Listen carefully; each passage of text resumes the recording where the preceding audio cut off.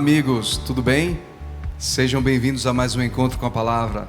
Esse momento aqui é um momento onde você tem a oportunidade de estar na sua casa, em algum lugar, e se desconectar dos afazeres e se conectar aqui conosco com a mensagem de Deus. Talvez você esteja aí na sua sala, no quarto, mas separe esse momento agora, pega a sua Bíblia e vamos juntos conversar. Hoje eu estou aqui com dois amigos, novamente o Gilberto e o Kleber. Sejam bem-vindos. Vamos fazer uma breve prece ao Senhor. Querido Deus, obrigado pelas bênçãos, obrigado porque o Senhor nos deu essa oportunidade de estarmos aqui mais uma vez reunidos para conversarmos e aprendermos mais dos teus ensinos. Que o Senhor abençoe também a cada um que está aqui conosco, nos assistindo. Capacita a todos nós, em nome de Jesus. Amém. O tema do capítulo da semana, da primeira temporada de 2023, é retribuindo. A gente vem estudando aí ao longo das últimas semanas sobre mordomia, gestão financeira, o entendimento de que Deus é o dono de todas as coisas, que Ele nos abençoa para abençoarmos. E hoje vamos conversar sobre retribuição, retribuindo. Está aqui no contínuo, continuamente agindo, agradecendo a Deus. Kleber, queria saber de você qual foi o seu ponto alto ao estudar o tema da semana e compartilhasse conosco também o texto que está ali em Apocalipse, capítulo 14, versículo 13. Bom, vamos começar então lendo o texto, Então ouvi uma voz do céu dizendo: escreva, bem-aventurados os mortos que, desde agora, morrem no Senhor. Sim, diz o Espírito, para que descansem das suas fadigas, pois as suas obras os acompanham. A gente tem estudado ao longo deste trimestre, desses 3 meses, o que significa você ser, o termo de ser mordomo, o termo de servir. Envolve a questão do trabalho, envolve a questão do acumular, e agora essa semana envolve a questão da retribuição do trabalho que nós tivemos. A gente sempre entende que o trabalho e que o andar nesta terra é um processo e é um processo transitório. Que tudo se encerra, como diz o capítulo 14 de Apocalipse, Aqueles que morrem no Senhor, as suas obras, ou seja, tudo que eles fizeram, tudo que eles construíram, acompanham. Existe uma expressão hebraica que diz que nada mais glorioso, mais abençoado para uma pessoa do que ele chegar no fim da sua carreira e ele ser uma expressão que chama Baal Shem Tov, ou seja, o Senhor do seu bom nome. Ou seja, ele ter recebido, assim, ser considerado, e a retribuição disso, que não é meramente financeira, é uma retribuição de uma pessoa que se percebe que Deus o abençoou. Então, assim, a grande bênção que a gente vê na vida de pessoas que nos inspiram isso, que a grande bênção é você poder chegar em determinado momento e perceber que Deus te abençoou. Acho que essa seria a grande retribuição. Muito bem. Gilberto, quer também comentar alguma coisa? O que é que chamou sua atenção nessa semana? Não, professor Leandro, pra gente, eu pelo menos gosto mais da área de exatas, tenho uma tendência maior.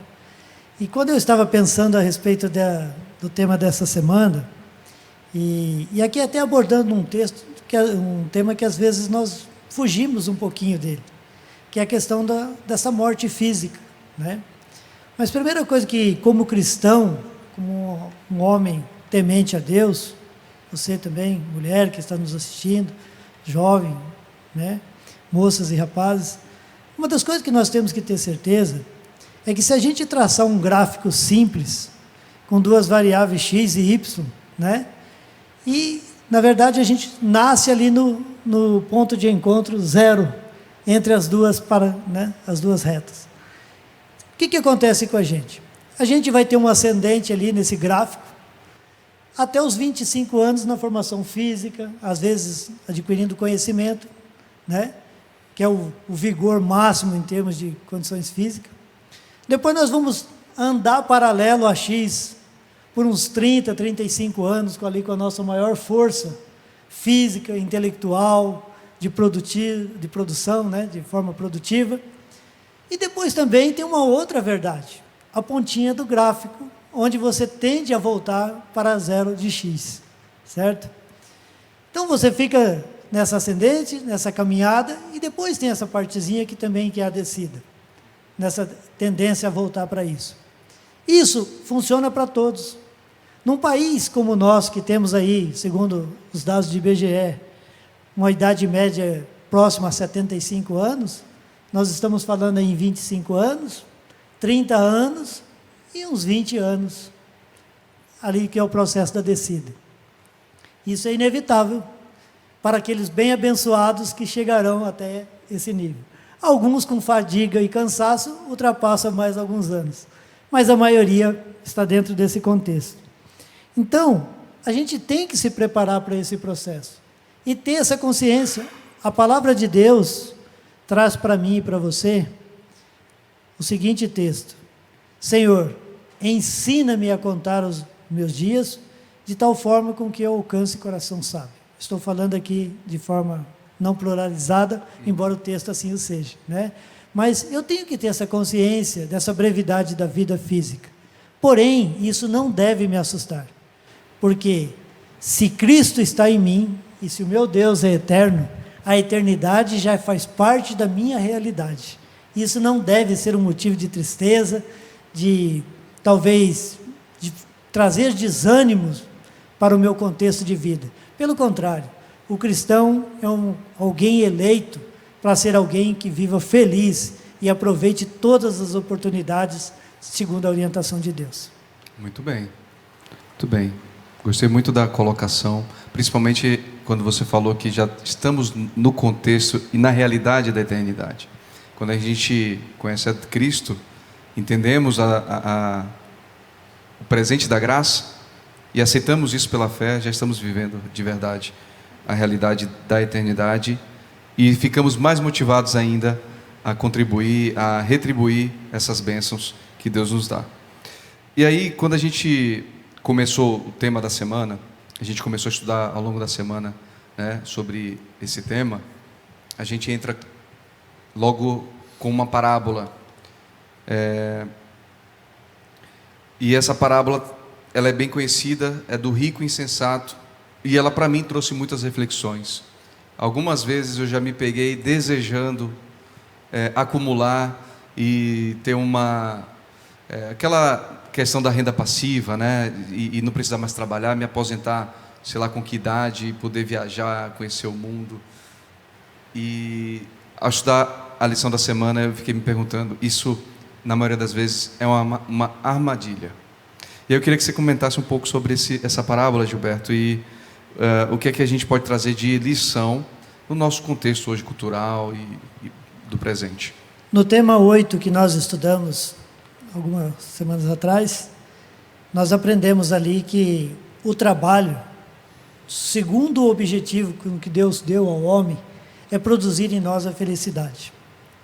Então, todas as vezes que a gente pensa num contexto de um período de vida sem ocupação, nós estamos, na verdade, pensando em algo nocivo para que nós não sejamos felizes. A ocupação, até nós na época discutindo sobre o tema, nós falamos a respeito ali da vitalidade de Caleb sendo utilizado ali com 80 anos, e a gente tem que viver com esse contexto, enquanto estivermos aqui. A palavra de Deus, nas palavras de Jesus se referindo ao Pai, ele disse, meu Pai trabalha até hoje. Então a gente sabe que se o trabalho produz felicidade, e se Deus trabalha, nosso Deus é um Deus feliz, e assim Ele também quer que sejamos felizes com o trabalho, né? Então a gente, através dessa parábola aí, professor Leandro, primeiro, a nossa preocupação não deve ser os bens materiais, pois nada nos pertence. Devemos permanecer, sim, em nossa fé em Deus. Jesus olhando ali para o templo, né, dias antes da sua crucificação, ali no Monte das Oliveiras, olhando para o segundo templo, não aquele construído por Salomão, mas aquele outro templo que demorou 40 anos, ele olhou por aquele motivo que era questão de engrandecimento daquela nação, e ele disse assim, em 3 dias derribarei isso aqui, mas em 3 dias eu reedificarei. Então, na verdade, ele estava falando a respeito da morte dele e da reconstrução dele no contexto eterno. A nossa vida tem que ser uma vida com sentido de eternidade. Isso tem que tomar o nosso tempo. Tem que tomar os nossos momentos de estudo, de ampliação do nosso conhecimento de quem Deus é. Quanto mais aprofundado for o nosso conhecimento de Deus, maior será a nossa assertividade da sua ação para conosco. Então, quando a gente fala em prosperidade, segundo o conceito judaico, a prosperidade não se baseava nos bens de uma pessoa, mas na profundidade que aquela pessoa tinha no relacionamento com Deus. Vamos olhar, é simples, para a vida de Jó. Jó não era um homem rico, temente a Deus, que se desviava do mal, né? Quer adjetivos melhores do que isso? Mas quando Jó perdeu tudo aquilo, materialmente falando, qual foi a resposta dele? O Senhor meu Deus te deu, o Senhor tirou, mas o que ele queria dizer? Bendito seja o nome do Senhor. O que importa é quem é Deus, e não as coisas que eu tenho. Por conhecer isso, o coração de Jó, Deus viu que os bens materiais deste mundo não o tiraria da eternidade. E como consequência, era 1000 camelos que você tinha, Jó. Então toma 2000, porque eu posso te abençoar, porque isso não vai tirar você da eternidade. Eu queria... Puxa vida, não sei nem como falar, mas eu acho que é importante porque é uma ilustração bem clara. Há alguns anos eu venho atendendo uma pessoa que está em prisão domiciliar por causa de crime financeiro. E assim, poucas semanas atrás eu vi pela última vez na casa dele a pessoa é milionária e estava reclamando que o que ele mais gostava era de ir na casa dele, que ficava numa cidade balneária de montanha, e que ele não podia ir porque o juiz não deixava. Que o que ele mais gostava era de dirigir os carros dele, que ele tinha 2 carros, que eram os carros preferidos dele, que ele não podia sair na rua porque o juiz não deixava. Ele gostaria muito de poder também dirigir, mas não podia porque as limitações físicas da doença que ele tem agora o impediam de fazer. Ou seja, é uma parábola moderna daquilo que está na parábola de Lucas 12. O que adiantou ele ter feito isso? Ele não está usufruindo praticamente nada, está restrito numa cama, uma família totalmente distópica, os filhos espalhados pelo mundo, alguns até também envolvidos no processo. O que ele... ele tem dinheiro, e daí? Ele tem riqueza? Professor Leandro, bom Sim. também às vezes, quando a gente está falando a respeito desses temas, é sempre enfatizar de que Deus não é contra você trabalhar e adquirir riquezas, né? Nosso Deus é o Deus do ouro e da prata, dono de tudo isso, né? Então, assim, o que temos que ter o cuidado é para que isso Nesse não contexto, acompanhe. Gilberto, então, para quem está nos assistindo, que talvez não tenha lido ainda essa parábola, vamos contextualizar o que a parábola conta. Você poderia passar para nós aí o que aconteceu, que Deus se desagradou desse personagem aqui, que o Kleber comentou paralelamente com essa pessoa do tempo presente. Aqui, a parábola em si, ela transmitiu a ideia de um homem que trabalhou, colocou os esforços dele, tudo, para adquirir bens. E ele tinha essa visão errônea de querer passar o restante dos seus dias descansando e usufruindo daquilo que ele havia amontoado durante o período ativo de trabalho dele. E, olhando para ele, do ponto de vista de encher os seus celeiros, ele foi um homem de sucesso. E ele obteve esse sucesso. Porém, qual era o grande problema? A lição nos diz a respeito desse homem. Vivia como se não houvesse Deus, nem céu, nem vida futura. Como se tudo o que possuía lhe pertencesse e nada devesse a Deus nem aos homens. Então, essa parábola ela está mostrando alguém que passou a colocar a sua confiança nos seus bens, pura e simplesmente. Mas nós sabemos, segundo a palavra de Deus também, que das coisas deste mundo não sobrará o quê? Pedra sobre pedra. Ai daquele que apostar todas as suas fichas nas coisas deste mundo. É uma falência que só basta esperar o tempo. E aconteceu com esse homem. Ele trabalhou, mas se esqueceu daquele que o abençoava, daquele que é a fonte da bênção. E isso tornou o quê? Alguém com o celeiro cheio, porém pobre na essência. E ele não chegou a lugar nenhum com aquilo, assim como esse exemplo muito maravilhoso que o professor Kleber acabou dando aqui. Não basta celeiros físicos cheios. É preciso, nos conduz a confortos nessa vida? Sim, se estiver baseados naquele que é o doador de tudo isso. Eu só queria fazer uma distinção entre aquilo que, inclusive, algumas semanas atrás a gente estudou. A diferença entre prosperidade e ostentação. Né? A prosperidade realmente é fruto do trabalho, e assim, o trabalho tem que gerar prosperidade. Nós estamos achando que trabalhar é uma coisa... Não, trabalhar é uma bênção para quem trabalha e para quem usufrui também do fruto do nosso trabalho. Isso é prosperidade. Ostentação não é acumular, acumular, acumular, acumular. E essa parábola de Jesus, é interessante que ele fala assim, come, bebe e regala-te, mas no quê? Naquilo que ele acumulou. E não no prazer de você viver uma vida, viver cada momento da sua vida com satisfação. Isso aqui é belo nesse exemplo, comparando, por exemplo, com o que está em Eclesiastes 9. Muito bem. Então, indo para o próximo tema, a gente tem, dentro desse contexto de acumular, algo que a gente deixa para os nossos descendentes, que é a herança. Só que lá em Eclesiastes traz essa visão, né, de, poxa, eu acumulei, e eu não sei para quem vai ficar, se essa pessoa vai fazer bom uso desses bens, né, dessas propriedades, de alguma empresa, né, no nosso contexto. E eu queria que vocês comentassem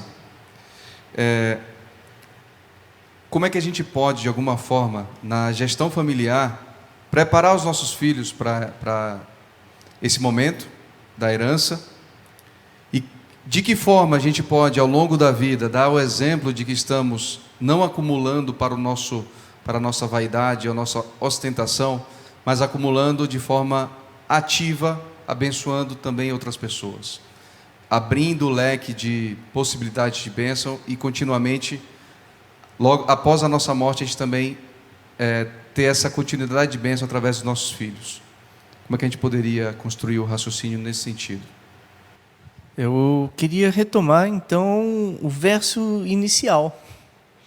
O verso inicial diz assim, diz o Espírito, para que descansem das suas fadigas, pois as suas obras os acompanham. Entende? É você lembrar e ser lembrado das coisas que te acompanham, das obras que você fez, daquilo que você fez. E assim, como também a gente estudou algumas semanas atrás, esse equilíbrio, né, entre o fazer, o construir, e também fazer e construir a identidade dos filhos, a identidade e a herança para eles não é meramente financeira. A herança para eles, o que você passou para eles de integridade? O que você passou para eles de exemplo de relação para com Deus? Essa também é a nossa responsabilidade. E esse também é a nossa riqueza.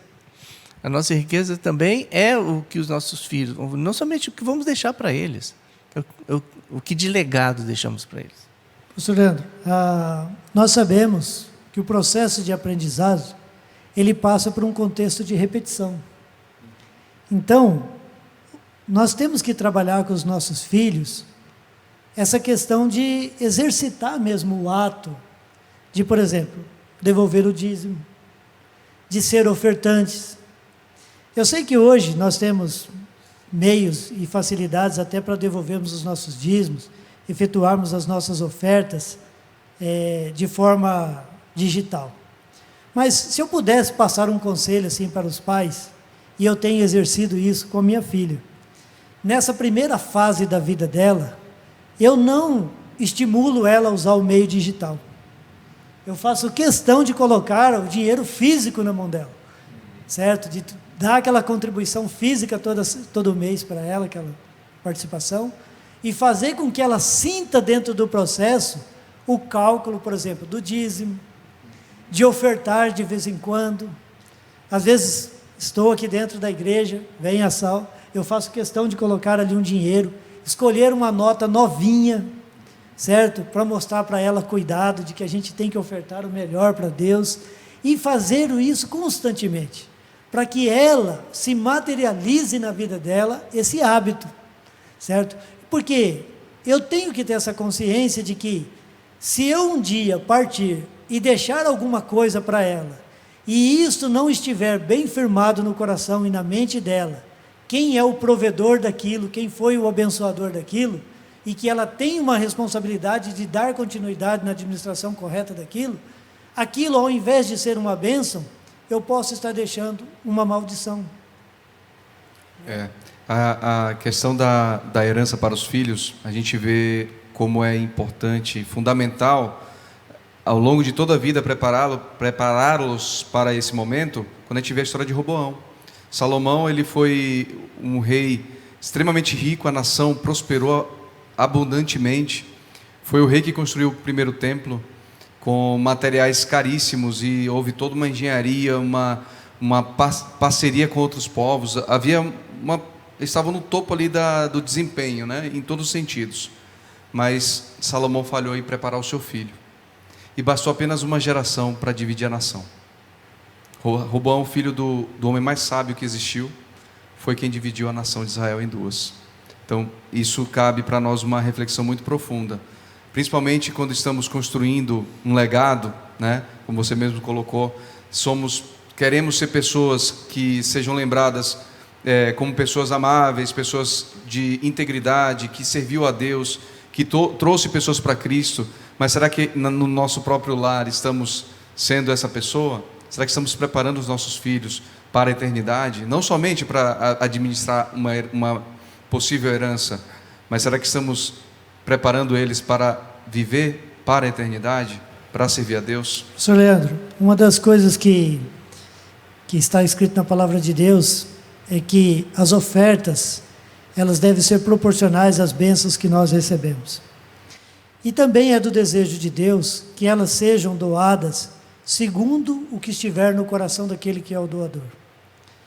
Eu não sei quantos de nós, na sociedade moderna de hoje, se você chegasse para uma família que está grandemente abençoada, de forma materialmente falando, e dissesse o seguinte, assim, olha, um pai chegasse para a sua família e reunisse e dissesse o seguinte, olha, eu estou fazendo um testamento aqui, eu tenho um filho, 2 filhos, 3 filhos, mas no meu testamento, eu tenho 3 filhos? Tenho.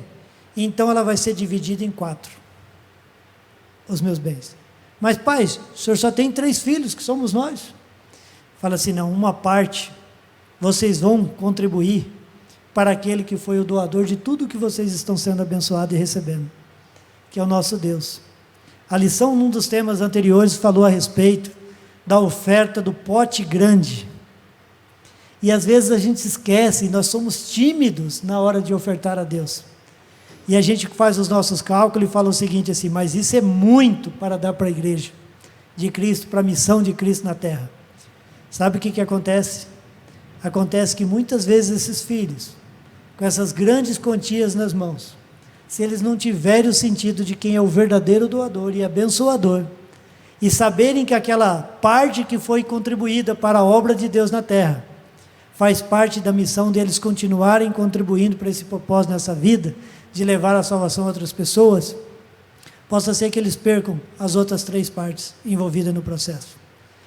Exatamente porque não aprenderam a caminhar com os projetos de Deus, certo? Então, assim, claro que eu estou dando aqui um exemplo hipotético, cada um tem que contribuir segundo o coração, né, do seu próprio coração, mas é uma forma, às vezes, de despertar em você, alguma forma de você materializar essa forma, de envolver Deus também nesse projeto, tá bom? Isso mesmo. E continuando esse raciocínio, a gente vai para algumas lições que nos ajudam muito a administrar o nosso trabalho, os nossos recursos, o que a gente produz. Eu achei bem interessante esse tópico da semana, porque muitas vezes a gente faz boa parte do processo, e o mais importante de fato é confiar em Deus, entregar a Deus, reconhecer que Ele é o dono de tudo. Mas Deus pede também que nós sejamos os mordomos de fato. O mordomo está muito atrelado à palavra gestão, à palavra de gerir, à ação de gerir. E gerir é exatamente contabilizar, planejar, prever, avaliar riscos, uma série de coisas. E a gente precisa aprender a fazer isso de uma maneira mais natural, não tudo de uma vez, mas talvez desde a infância, né? E aí a lição ela traz ali em Provérbios alguns textos que falam sobre, no contexto ali de cuidar de ovelhas, de agricultura, né? Que a gente pode trazer para o nosso dia a dia. E aí eu queria que Gilberto pudesse começar aí comentando, né? Sobre essa importância de sermos diligentes na produção e na gestão dos recursos para a nossa subsistência e também para a missão de salvar, a missão que Deus nos deu. Esse texto que está aqui mencionado, Provérbios 27, 27, ele está dentro de um contexto de uma sociedade totalmente agrícola, né? Então, os filhos naquela época faziam o quê? Cuidavam ali dos rebanhos, né? Plantavam os campos, semeavam os campos, o trigo, a cevada. E uma das coisas assim que a gente hoje, dado aos conhecimentos, nós temos um órgão muito importante que cuida da nossa agricultura, a Embrapa. É um centro de pesquisa muito avançado que nós temos. Proveniente desse trabalho deles, hoje nós somos uma potência no mundo na geração de alimentos, né? Somos um país muito bem sucedido, graças a Deus. E uma das coisas que você tem que ter tomado cuidado numa propriedade agrícola é que, se você tem um rebanho, você tem que cuidar dessa parte genética desse rebanho. Você não pode deixar esses cruzamentos entre os animais por muito tempo se repetirem. De vez em quando você tem que trocar a matriz da parte fêmea, às vezes você tem que trocar a matriz por parte do machinho também, né, que irá fazer o cruzamento, seja um cruzamento natural ou através de inseminações artificiais. Por quê? Para não refinar essa raça, para que aqueles animais estejam cada vez mais com genéticas apuradas, produzindo os animais cada vez mais sadios, que sejam capazes de produzir mais leite, se for esse o caso, produzir mais carne, mais carcaça, caso seja para o abate. Ou seja, as coisas num trabalho, ela exige busca por excelência. E a busca por excelência, ela exige algumas premissas. E essas premissas, às vezes, passam por dor, por entrega, por trabalho, às vezes, cansativos. E a gente tem que ter isso, e ensinar isso para os nossos filhos. Não dá para você chegar lá e criar uma propriedade agrícola e fazer uma produção de café lá e dizer o seguinte, assim, olha, está vendo esse café que hoje está com a produção máxima por hectare? Isso aqui, meus filhos, mesmo depois que eu partir, ele vai continuar produzindo. Não será assim. Haverá necessidade de, em algum momento, fazer a corta daquele pé, uma produção, um plantio novo, renovo, para que aquilo continue produzindo com alta qualidade. Então, as coisas de Deus exigem trabalho constante. Exige você inovar, você estar abertos a novos conhecimentos. Deus não é contra a ciência. Aliás, a ciência nunca deve se opor às coisas de Deus. Mas a ciência cumpre o papel dela efetivamente quando ela está exatamente aliada às orientações de Deus. Então, a gente tem, como cristão, de estar aberto aos novos conhecimentos, a buscar novas produtividades. Mas eu gosto desse verso aqui, professor Leandro. Quando ele terminou aqui no verso 27, do capítulo 27 também, ele diz o seguinte, assim, olha, as cabras produzirão leite em abundância, para alimentar você, alimentar a sua casa e sustentar as suas servas. As bênçãos têm que transbordar o nosso limite apenas de família. Nós temos que estar preocupados além do nosso contexto familiar ali, pais e filhos. Nosso olhar tem que estar num olhar como o olhar de Cristo, que abrange a todos como potenciais candidatos para a salvação eterna. Muito bem. Kleber, você quer comentar alguma coisa, complementar? Assim, talvez em relação a isso, repara que Provérbios 27, ele fala sobre exatamente aquilo que ele está falando, o cuidado, que é o cuidado que faz prosperar. E no verso anterior, Provérbios 3, 9 e 10, honra o Senhor com os teus bens e com as primícias da tua renda, e se encherão fartamente os teus celeiros e transbordarão de vinho os teus lagares. Ou seja, nós fazendo isso, damos chance para Deus nos abençoar. Eu acho que essa é a mensagem, talvez, do estudo desse dia. Sim. Ou seja, as necessidades pessoais, elas precisam ser supridas e trabalhamos por isso. Sim. Mas Deus vai abençoar e vai encher os celeiros, vai transbordar, os lagares de vinhos vão estar cheios, repletos. Né? Vão poder usufruir disso também. Eu lembro muito quando a gente fala de celeiros cheios, né?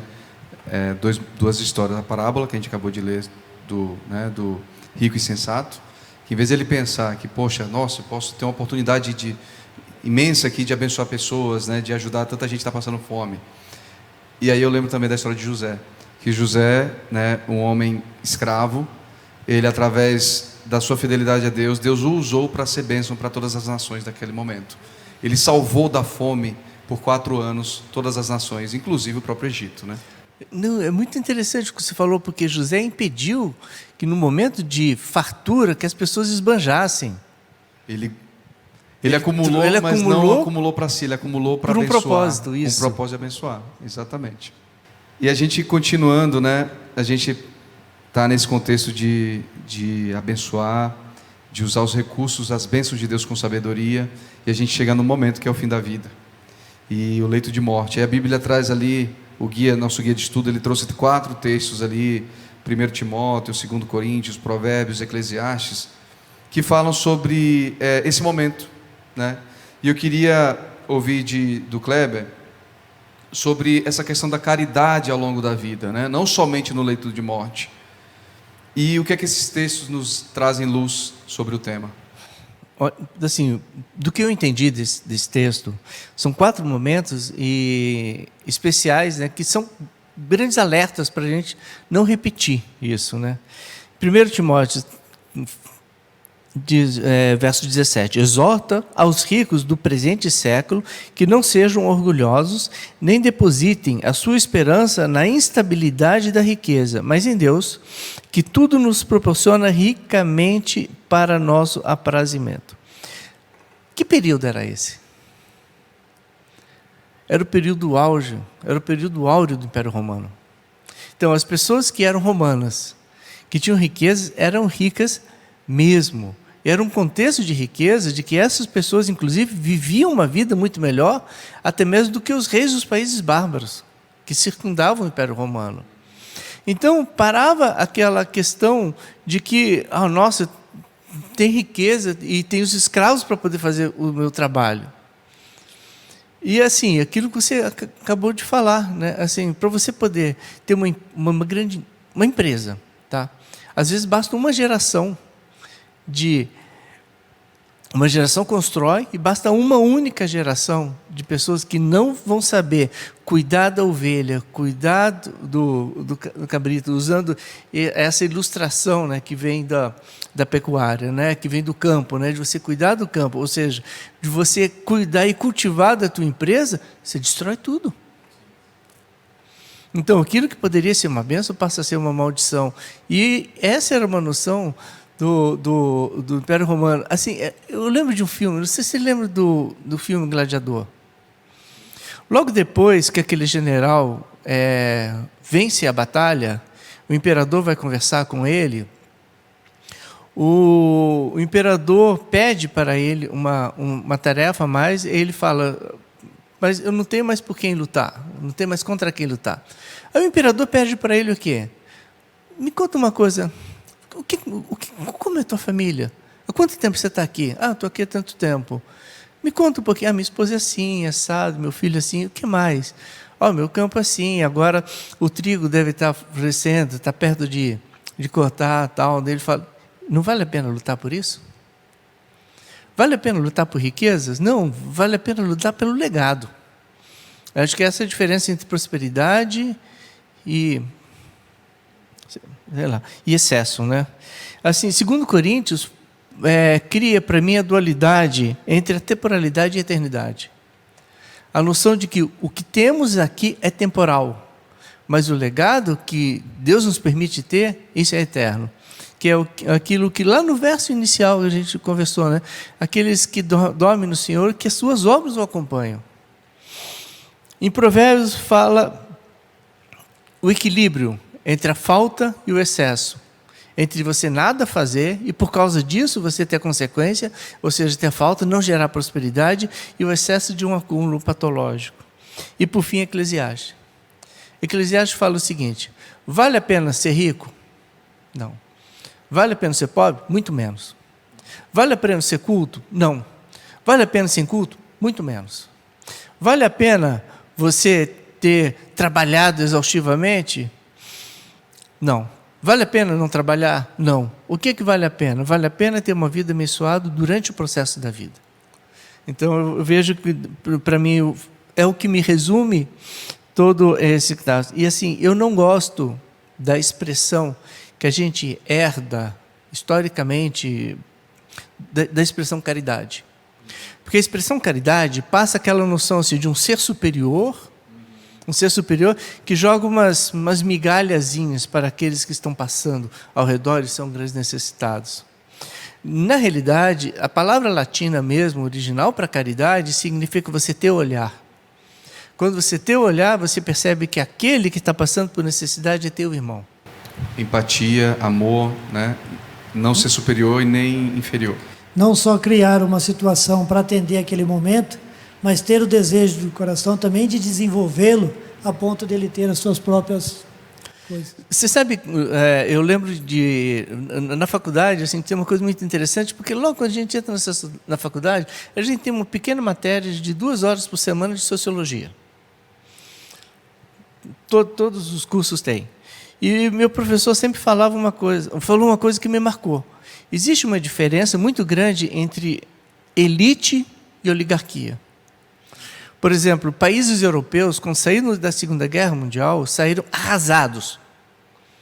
Mas você teve uma elite local, muitos desses países, que criaram condições para um bem-estar da população. A oligarquia simplesmente usufrui, suga daquilo que é a riqueza que ele tem. Essa é a grande diferença. Então eu vejo justamente isso. A caridade é você perceber que uma pessoa que está numa condição ruim, você fazer o que puder fazer por ela, porque é quem colocou Deus colocou na sua frente, e daqui para frente se preocupar o máximo possível em olhar essas pessoas como alguém que é como você. Muito bem. E também Gilberto. que a alegria, ela não, muitas vezes essas pessoas que pensam e deixam a caridade só lá para o leito de morte, pode ser que a ajuda dele chegue tarde demais, ou nem chegue, né? Às vezes o momento é agora, a diferença tem que fazer agora.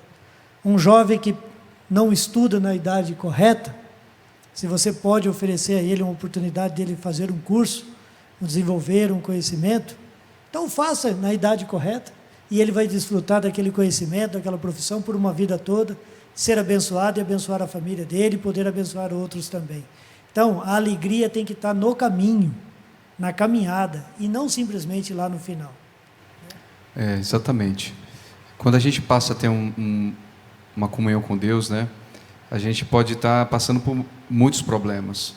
Mas quando a gente tem essa real noção de que Ele está do nosso lado, de que Ele está guiando a nossa vida, a gente sente a atmosfera celestial no primeiro momento do dia, quando a gente busca Ele. E isso faz toda a diferença nas decisões que a gente vai tomar ao longo do resto do dia. E isso são pequenas migalhas ou pequenos tijolos na construção da nossa caminhada, que a gente já começa a perceber naquela primeira semana, naqueles primeiros momentos, Deus conduzindo e te tirando de situações. E a partir desse momento você começa a perceber também Deus te abençoando e te usando como bênção, mesmo você tendo problemas. E aí o mais legal e o mais bonito e mais poderoso disso é que muitas vezes esses problemas são resolvidos por outras pessoas que Deus coloca no seu caminho e que você estava preocupado em ajudar, em abençoar, e foi abençoado porque Deus assim o fez, para mostrar que o mais importante é você ter esse foco, né, nas coisas de Deus. E quando a gente pensa aqui no legado espiritual, né, a gente entende que o mais importante de fato é ter essa caminhada com Cristo, abençoar pessoas, ter essa caminhada diariamente, doando nosso tempo. Não é só a questão do dinheiro, é o nosso tempo, nosso talento, às vezes até uma hora de sono a mais que a gente poderia ter, a gente resolve acordar mais cedo para ter uma comunhão mais íntima com Deus. E Deus faz milagres, Ele nos dá energia, nos dá disposição, sabedoria. E Gilberto, eu queria conversar aqui, né, discutir um pouco mais, já estamos terminando, sobre essas vantagens de doar, de abençoar as pessoas. O que a Bíblia traz, o que estudamos aí na semana, que pode nos ajudar a ter uma visão mais clara e mais palpável sobre essa questão da bênção. E já aproveitando o gancho, queria que você também, em seguida, falasse sobre a diferença, ou sobre o fato de juntar tesouro no céu não ser comprar a salvação. Bom, em primeiro lugar, nós nunca podemos nos esquecer, como disse lá na Palavra de Deus, inspirado por Deus, né, o Espírito Santo de Deus, em pecado eu fui concebido no ventre da minha mãe.